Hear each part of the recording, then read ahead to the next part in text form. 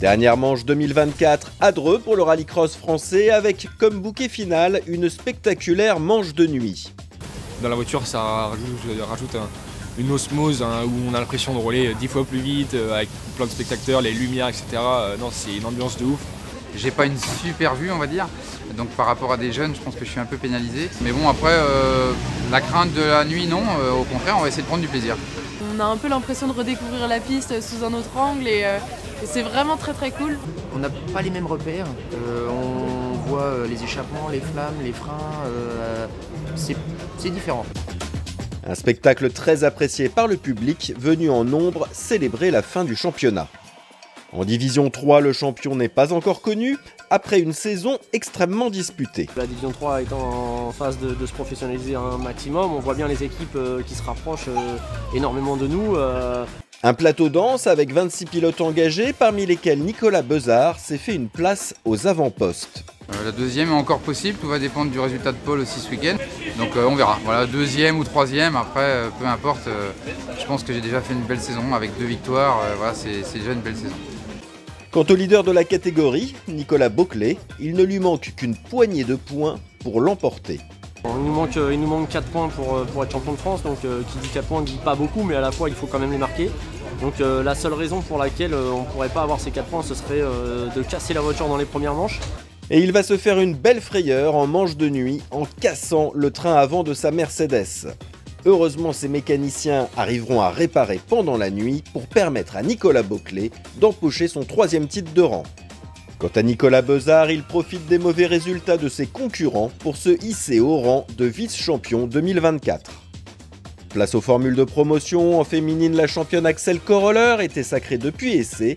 Alors que représente ce titre pour elle? Il représente beaucoup de choses pour moi, c'était quand même le fruit d'un travail de 2 ans, ma première saison en 2023 et cette saison en 2024. Donc voilà, ça représente beaucoup de choses, en plus c'est le premier titre du team, je suis très contente de pouvoir leur offrir ça aussi grâce à leur travail. Et pour la dernière course, Axel s'essaye à la catégorie junior à bord de la Clio. Des nouvelles sensations, de très bonnes sensations. C'est dur de passer d'une Twingo à une Clio, mais on s'adapte et pour l'instant on est plutôt content du rythme.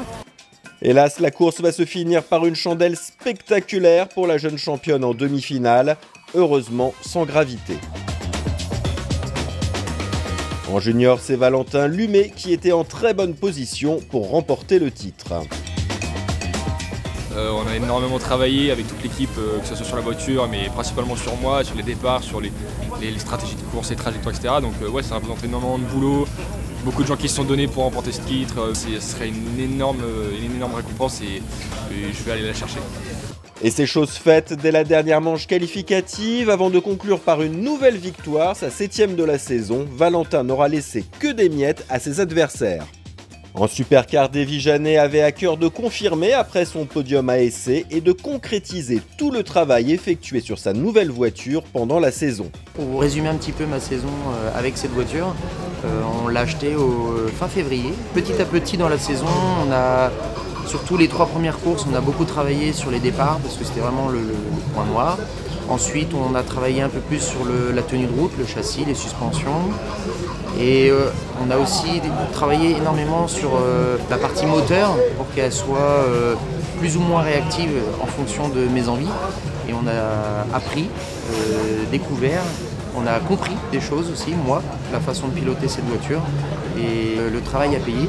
Il faut encore continuer pour vraiment aller chercher les meilleurs dans notre catégorie en France qui sont vraiment très forts. On est soutenu cette année par Yako, donc qui fournit tous les produits et lubrifiants entre autres pour la Skoda.